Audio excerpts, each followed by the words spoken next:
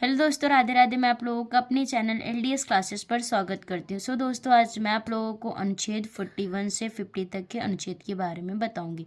अनुच्छेद 41 इसमें कुछ दशाओं में सरकारी सहायता प्रदान करेगी, अर्थात जो हमारी सरकार होगी वह कुछ दशाओं में जनता को सहायता प्रदान करेगी, जैसे कि वृद्धा पेंशन, विधवा पेंशन और जो विकलांग होंगे उनके लिए साइकिल की व्यवस्था।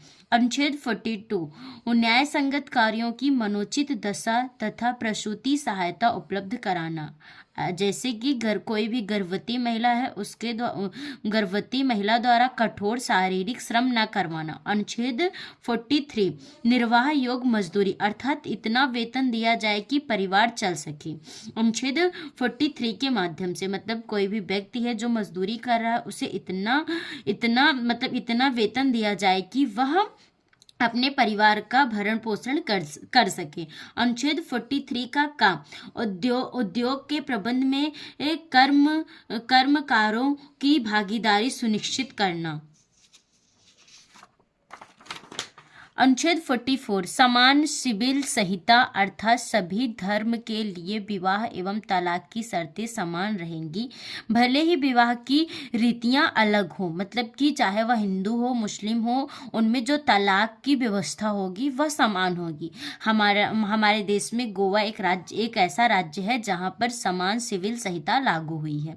अनुच्छेद 45 6 वर्ष से कम आयु के बच्चों के स्वास्थ्य का ध्यान सरकार की जिम्मेदारी है। मतलब कि जो 6 वर्ष से कम आयु के बच्चे हैं उनके स्वास्थ्य की जिम्मेदारी सरकार उठाएगी तथा 6 से 14 वर्ष के आयु के जो बच्चे हैं उन्हें निःशुल्क शिक्षा, प्राथमिक शिक्षा जो सरकारी स्कूलों की सहायता से दी जाएगी।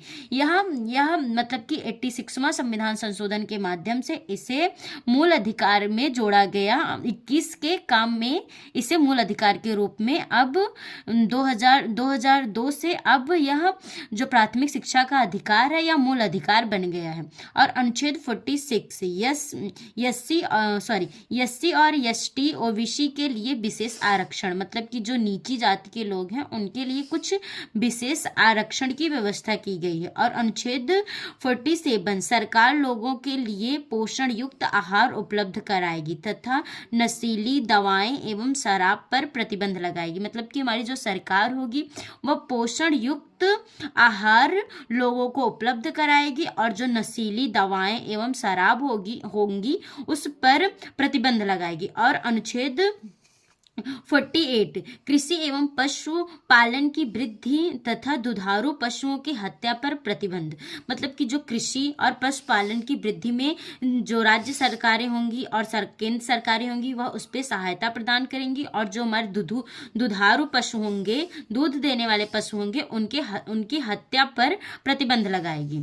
और अनुच्छेद 48 का काम पर्यावरण, वन तथा वन्य जीवों की रक्षा करना सरकार का कर्तव्य होगा। और अनुच्छेद 49 राष्ट्रीय संस्मरकों की रक्षा करना सरकार का कर्तव्य होगा। मतलब कि जो हमारी राष्ट्रीय धरोहर है उनकी रक्षा करना उनकी रक्षा करना सरकार का कर्तव्य होगा। और अनुच्छेद 50 कार्यपालिका से न्यायपालिका को अलग करना। मतलब कि जो हमारी कार्यपालिका है और न्यायपालिका है इन दोनों के अलग करने का प्रावधान अनुच्छेद 50 में है। दोस्तों धन्यवाद। कैसी लगी वीडियो कमेंट सेक्शन में जरूर बताएं। राधे राधे।